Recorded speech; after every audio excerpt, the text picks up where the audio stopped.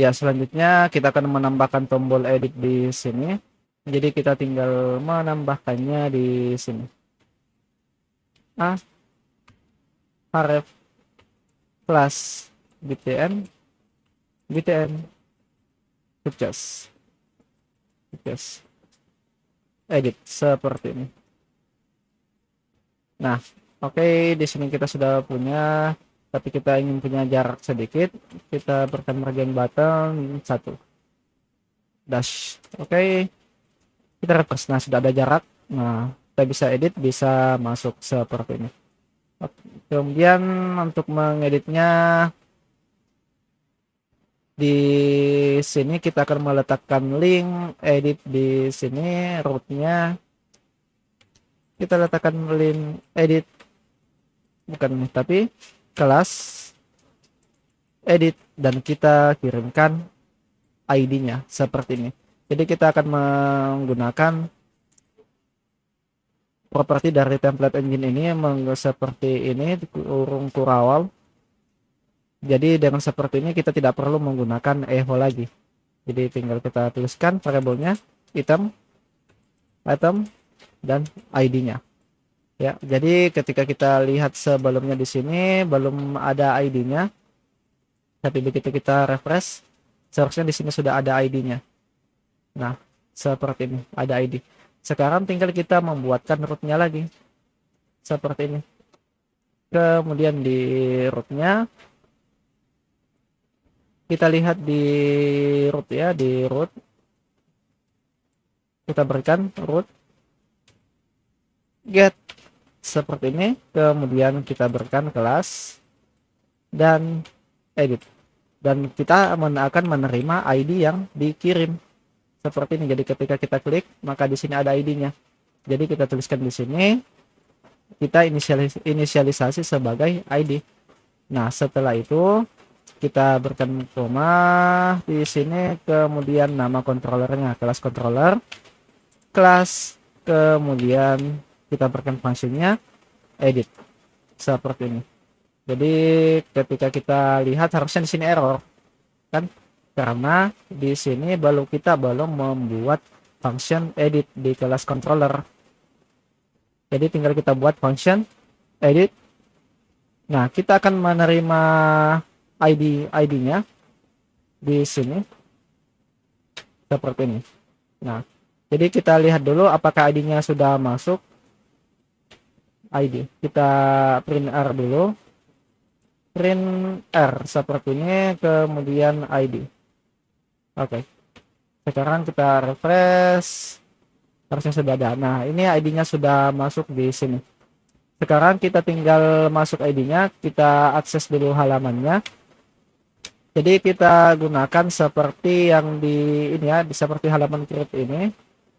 Jadi kita akan mengakses variable data di sini, kemudian kontennya, tidak, kita buat dia array seperti ini, array, kemudian, nah, kita akan return dulu view layouts seperti ini, kemudian wrappernya. Nah, setelah itu kita akan mengirimkan datanya seperti ini. Nah, kemudian di sini kita berikan kontennya, dan setelah itu konten halamannya itu adalah dia berada di kelas, kemudian edit. Nah, kalau kita refresh harusnya sini masih error karena kita belum memiliki halaman edit di sini. Jadi tinggal kita copy dari halaman kelasnya di sini ya, kelas. Nah, seperti ini, kita Ctrl C Ctrl V seperti ini, kemudian kita ganti create menjadi edit seperti ini, dan setelah itu kita refresh. Nah, ini sudah ada kelas. Nah, sudah ada halaman editnya seperti ini. Jadi tinggal kita mengirim datanya. Jadi kita sudah mengetahui ID-nya tadi, tinggal kita mengirim datanya di sini. Kelas apa yang kita edit harusnya dia ditampilkan di sini. Jadi kita mengirim datanya dulu lewat controller kita di dalam di dalam function kita di sini. Jadi tinggal kita tulis, kita akan mengirimkan sebagai variabel kelas, dan kita ambil dari database menggunakan model kelas. Kita akan mencari ID dari kelas itu seperti ini. Nah, setelah itu kita di halaman edit, ya, kita akan menerima apa yang dikirim di sini. Nah, ini kita buat wrap dulu supaya dia menyambung ke bawah. Kita buat wrap seperti ini. Nah, tinggal kita atur value-nya di sini. Value seperti ini, tinggal dan kita tampilkan variabel kelas kode. Nah, ini adalah variabelnya dan kode ini adalah nama fieldnya yang ada di dalam database. Nah, jika kita lihat tabelnya di sini, nah ini kita sesuaikan dengan nama fieldnya di sini. Nah, jadi ketika kita refresh di browser kita, harusnya yang tampil adalah ini sesuai dengan apa yang kita kirim. Begitu juga dengan nama kelasnya. Kita bisa menampilkan value di sini. Value kita tampilkan variabel kelas, kemudian name seperti ini. Jadi ketika kita refresh, nah sudah ada. Jadi kita kembali dulu. Ini kita akan mengedit kelas reguler angkatan 2. Nah, dia datanya sudah seperti ini. Ya, sekarang tinggal kita simpan datanya. Jadi ketika sudah melakukan perubahan, tinggal kita simpan datanya. Ini kita ganti dulu menjadi rootnya menjadi update untuk menyimpannya seperti ini. Jadi kita buat satu root lagi di sini. Ini kita gandakan saja di sini, kemudian kita ubah menjadi update dan akan mengirimkan ID. Setelah itu di sini juga kita ubah menjadi update dan kita buat satu function update lagi di sini. Jadi ini kita bisa copy. Ini saya akan copy ini, kemudian saya sarankan teman-teman untuk tetap mengetik. Nah, ini kita hapus dulu. Kita ubah store ini menjadi update. Nah, ini tetap requestnya, kita akan menerima request dan dia juga akan mengirim ID seperti ini. Nah, dia akan mengirim ID. Ini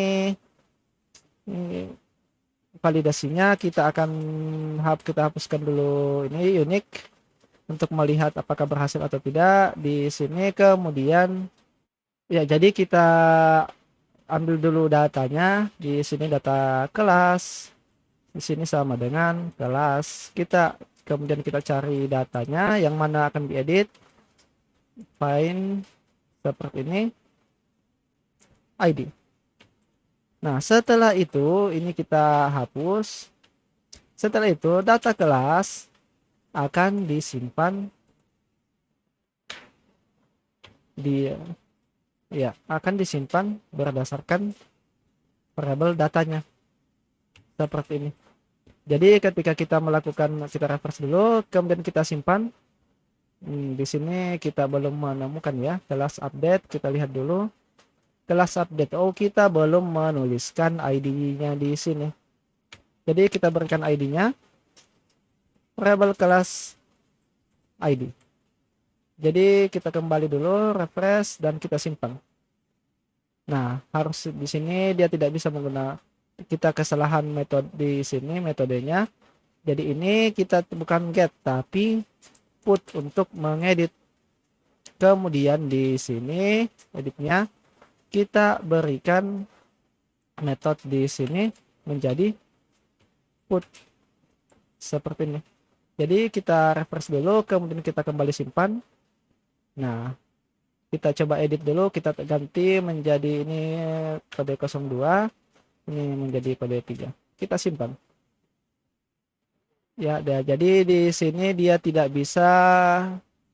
tidak bisa menggunakan kode, kita tidak bisa memasukkan kode ini karena sudah di database itu kita mengaturnya dengan unique. Maka di validasinya kita akan menggunakan unique di sini, unique, kemudian unique, dan di sini kelas. Ya, jadi di sini kita berikan kelas, kemudian nama fieldnya apa yang tidak boleh sama kode, dan setelah itu kita letakkan this. ID di sini. Nah, bukan list ID ya, tapi kelas ID seperti ini. Kita lihat dulu di sini, kita ubah menjadi 3. Oke, kita simpan. Nah, di sini kode 1 tidak ditemukan. Kita lihat di sini. Ini kita berikan koma di sini dulu kan. Kemudian kita kembali dan coba lagi, ubah menjadi seperti ini, kita simpan. Nah, jadi dia kelasnya itu sudah berubah di sini. Nah, jadi kita ubah kembali, kita ubah menjadi ASS seperti kelas mitra, misalkan kita simpan. Nah, sudah menjadi kelas mitra. Tapi kita tetap tidak bisa menggunakan kodenya di sini. Misalnya kita menggunakan kode 2, dia akan tetap terkena validasi di sini. Ya.